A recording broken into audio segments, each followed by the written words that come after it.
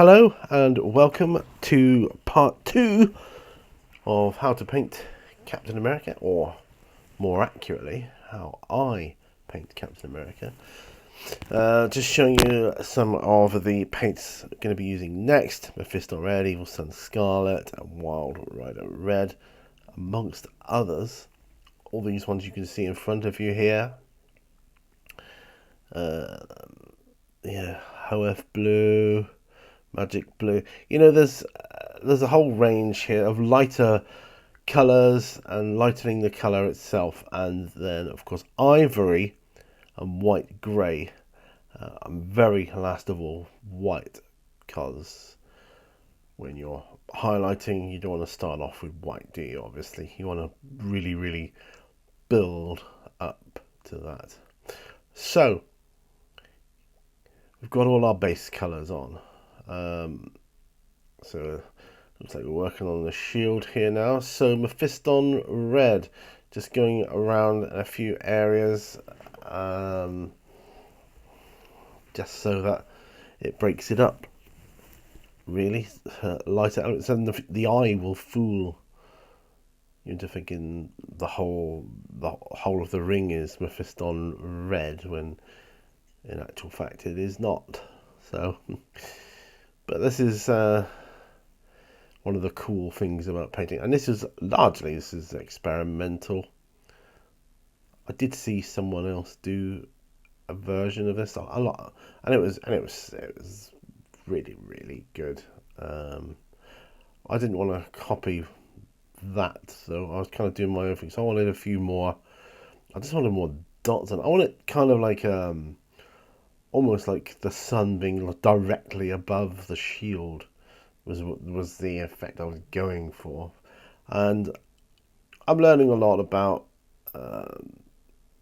highlighting, and I'm always continually learning, so that is helpful to do these big long tutorials. So I'm going for Apothecary White now, which is a contrast paint, and also I did that in between the whites, in between, and the yellow and Lamia median I put over the shield, just as a sort of a glaze. Can you see it there?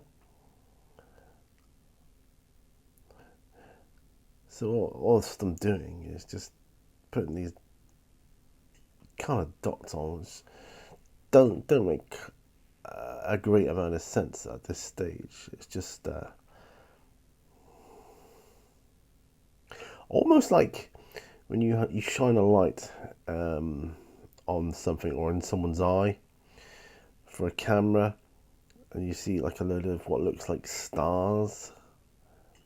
That's kind of the effect I was going for. I'm just going over the letter A, or the A symbol on Cap's shoulder there. Okay, Mornfang Brown. So this is how we lightened up the leather strapping and other brown areas on Captain America. Go for Mornfang Brown. Just isn't a bad. It's not a bad brown, actually. It's quite nice, and it covers well.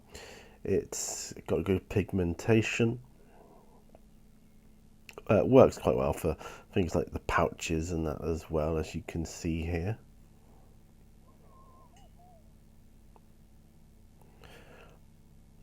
And this whole tutorial is a culmination of different video editors, different cameras, and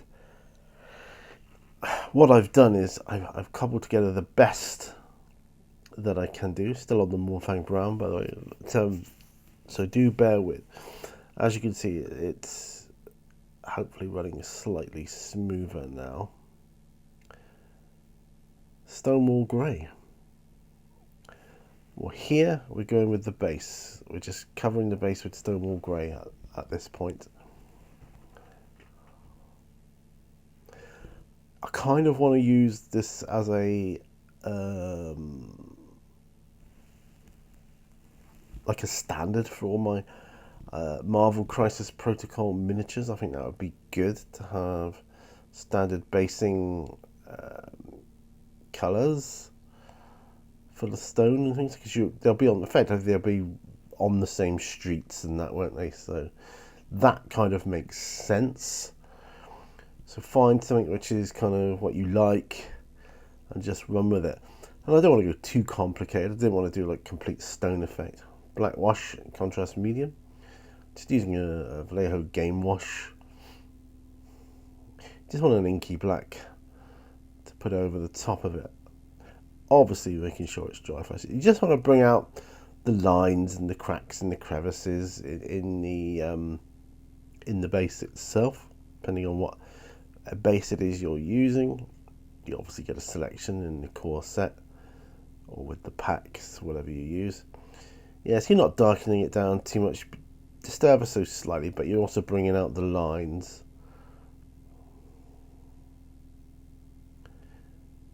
Which came out quite well, I thought.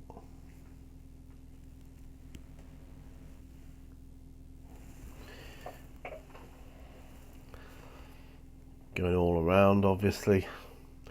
And do forgive me, it's been many months since I actually held this miniature in my hands, let alone try and remember what I was doing at the time. So just seeing as we go, trying to get the best out of it. I think I know moving forward how I want to do things. Right, so that's obviously dry now, you can see. And I'm looking at shadow there, I think, how the light shadow, and I want to emulate the shadow. I just want to go over the shadow with Vallejo German Grey. So holding the miniature against the light, just getting the shadow to formulate, and then just paint over the... I've already done it once, as you can see there. Just trying to line it up again. So line up the leg, and then just trying to paint slightly darker grey over the shadow, literally, so that he's always got a shadow on there permanently. True, you don't need to be doing this. It's just something I wanted to do. Obviously started cutting out some of the more boring aspects of the painting then now. So literally just line up the shadow against the light. You can do this technique on any miniature, and then whatever shadow it creates that you kind of like, just go with it. Doesn't look that great now, but it looks better in the end. So some Null oil whilst we're getting on with that, and we're just going in all the lines and the cracks and crevices here to bring them out, which is something I wanted to do.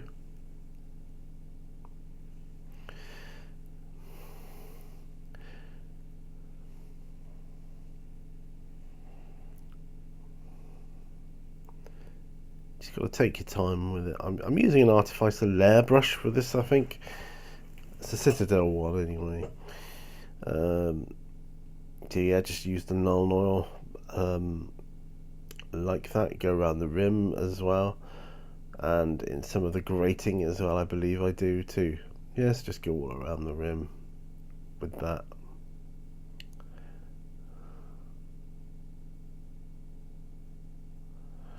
And as paints dry, they kind of, to me, they always look a bit more realistic anyway. When you're painting on voluminous surfaces like this. Then obviously we'll get that the rim sorted. A lot of people paint their rims black, so I thought I'd do the same, which I end up doing. Right, so now going into the grating, as it were.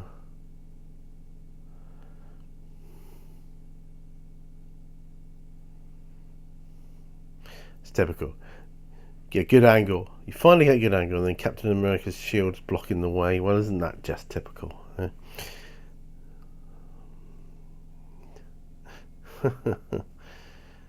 Yeah, just a little grate, the little divots there of that drain. So I just wanted that to be a little bit darker too.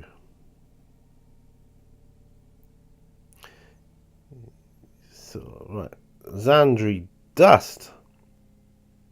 So where are we going with that?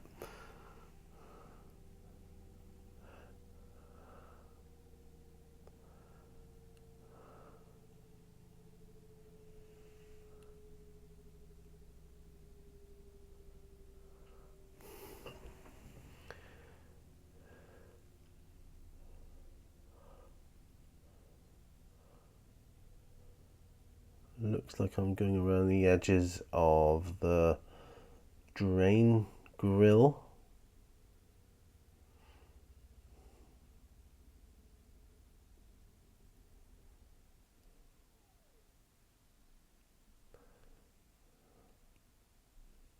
And that's kind of cool as well. Not using metallics.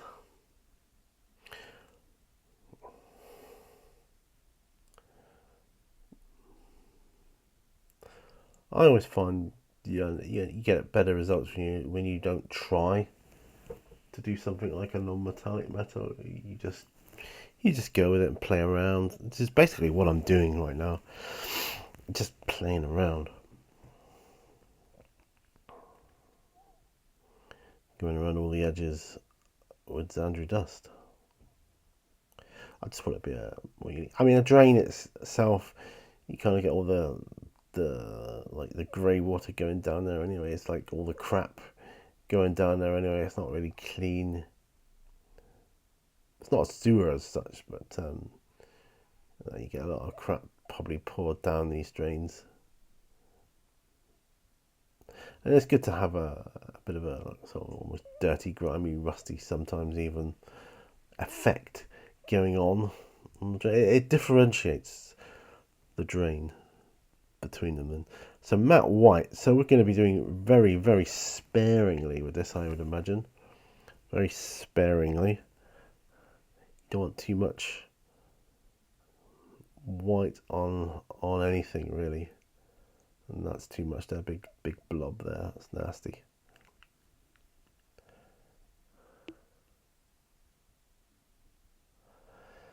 But it's a base. I can live with it. It's not the main figure.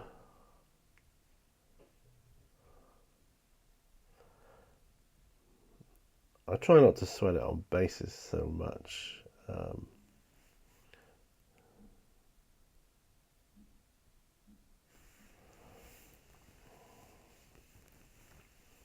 In the end, it kind of doesn't look too bad. There you go. Back with the matte white.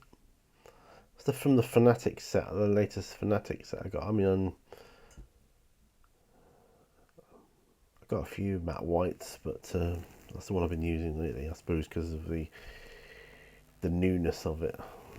Always find when you keep a white too long, it dries up a bit, gets chalky and lumpy and horrible. It always pays to have a fairly recent version of that colour.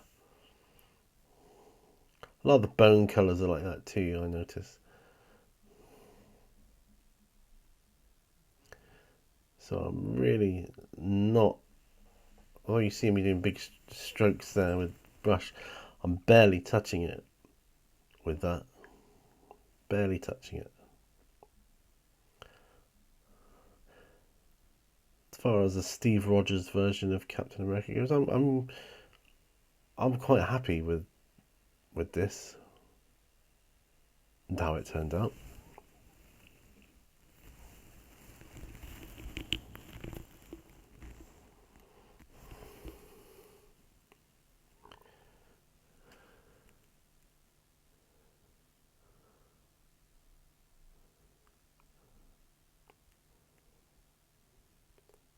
So black around the rim of the base, as I said before, cleans it right up, makes it uniform, and says, well, to me anyway, it says gaming piece. That's what it says to me. Not trying to blend it in with anything.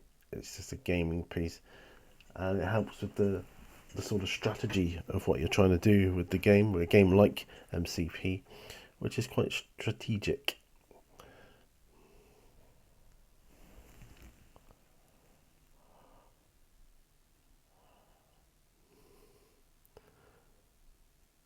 Dry Rust. It's a Game Effects paint by Vallejo.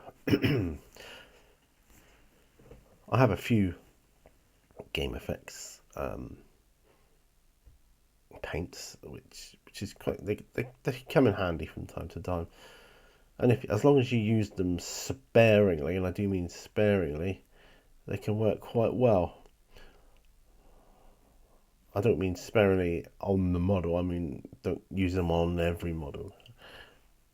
But this just goes over the drain cover very nicely, and it covers up that white where I put too much white on as well, a bit glazes over it. It's not far off of a glaze, to be truthful.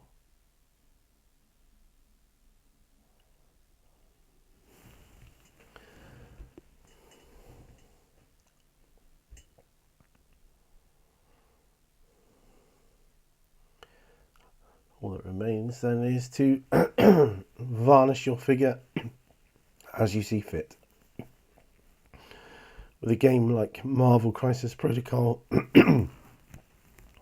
excuse me, you would need to varnish it. You should be handling the models quite often, and I'm really happy with how he turned out. Very happy with how he turned out. He's yeah, a very good addition to my collection. He's the first Marvel Crisis Protocol miniature I have painted thus far, so hopefully others will come. I hope you have enjoyed this tutorial, this second part as well. Like I say, I'm pleased with how he's turned out, and if you want to paint along something similar or try your own versions, let me know in the comments how it turns out for you. And thanks for watching. Give it a thumbs up if you can. That really helps me, and it motivates me to do more of these. And I'll see you in another video. Bye for now. Bye bye.